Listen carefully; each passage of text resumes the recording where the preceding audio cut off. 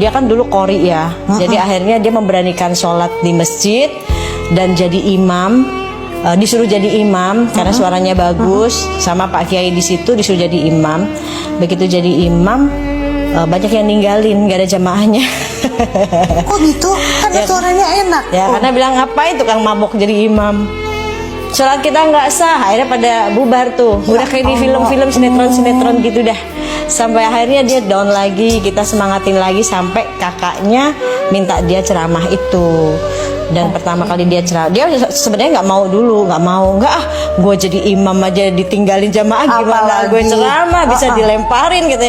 Udah Bismillah aja. Dia pertama kali dia ceramah, terus waktu itu khutbah Jumat tuh, dan saya masih nulisin teksnya, kan masih pakai Umi teks. yang bikin skrip. Sing bikin mau bahas apa nih gitu. Ya udah bahas ini. Jadi kita bantuin bikin gitu. Umi tapi saat itu bisa bikin skrip. Itu dari mana modalnya Om? Umi browsing atau nanya ke mertua? Dulu belum ada kali browsing. Belum ada ya, iya belum ada handphone internet. Kita kan cuma buat nelpon doang. Enggak, maksudnya ngebahas sama dia, kan dia punya buku banyak. Referensinya dari buku-buku itu aja. Mau bahas apa nih? Udah kita cari berdua gitu. Selesai pulang khutbah Jumat, saya masih ingat tuh di daerah Mangga Besar situ. Pulang dia ngasih amplop isinya saat itu 75.000. Dia kasih, ini rezeki halal pertama buat istri aku. Itu di situ saya nangis. Dari situ mulai deh Allah angkat derajatnya sampai akhirnya dia kenal kan gitu. Masya Allah, ternyata melewati ditinggalin makmumnya dulu. Kayak gitu udah kayak di sinetron Hidayah deh. Kalau waktu ketemu almarhum dulu di Citos pertama kali kan baby aja sampai kaget. Jeff gitu ya.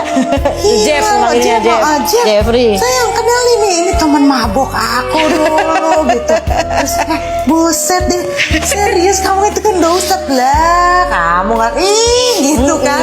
Udah apa ya, maksudnya salah satu dulu orang yang pertama ada dalam sejarah Indonesia di mana seorang ustadz diawali dengan kehidupan yang beda drastis bumi sama langit. Itu hanya Uje loh. Mungkin beberapa ustadz yang lain kan mereka backgroundnya udah jelas kan, mondok, terus ceritanya juga memang nggak ada aneh-aneh. Tapi kan kalau Uje kan benar-benar satu-satunya saat itu yang bukan menjual pengalaman hidupnya, tapi justru dengan dia menyampaikan itu dari hati, karena dia sudah ngerasain. Makanya dia selalu sisi baiknya dia yang selalu dia bilang ke saya, ke anak-anak gitu, khususnya ke anak-anak ya. Abi nggak kepengen kamu jadi seperti Abi pendakwah, tapi Abi kepengen kamu jadi lebih baik dari orang tua kalian. Jadi manusia yang baik, udah itu aja. Jangan ngerasa lebih baik dari orang lain, udah itu doang. Itu yang selalu kita tanamkan. Dan itu di-relate ya Om. Dulu tuh begitu diterima, apalagi dengan anak-anak muda, mereka merasa bahwa oh ya hijrah tuh bukan hanya untuk orang tua, iya kan? Dan muda-muda kayak kita juga yang lagi. Dan nggak bisa kita menggurui. Kita nggak pernah mengalami hal itu. Kayak misalkan contoh gini aja deh Mbak, saya waktu masih ya jahiliyah lah ya, masih diajak ke rumahnya dia, ke rumah calon mertua, mau dikenalin ceritanya nih gitu kan. Nah rumahnya Uje itu kan rumah nyambung sama masjid, sebelah nyambung gitu pintunya. Jadi kalau di masjid nggak cukup, ngajinya di rumahnya gitu.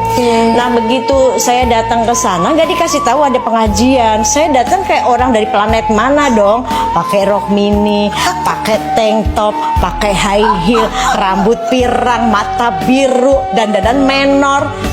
Akhirnya dipelototin semua sama ibu-ibu di situ. Ya Aku bilang, nih Uje, ini Jeffrey keterlaluan banget. Dia bilang kayak kalau ada pengajian kan kita nyesuaiin pakaiannya ya. Sampai itu ibunya aja bilang, ini cewek dari planet mana lu bawa?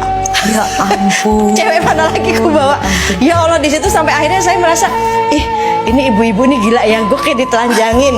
Terus maksudnya jadi ada termotivasi, kok merasa lebih solehah banget sih gitu kan? Iya. Kita merasa nggak nyaman digituin gitu, dilihatin dari atas sampai bawah tuh nggak nyaman banget. Sampai di dalam hati saya, inget ya, saya tunjukin ntar saya bisa seperti kalian. Itu saya tertantang.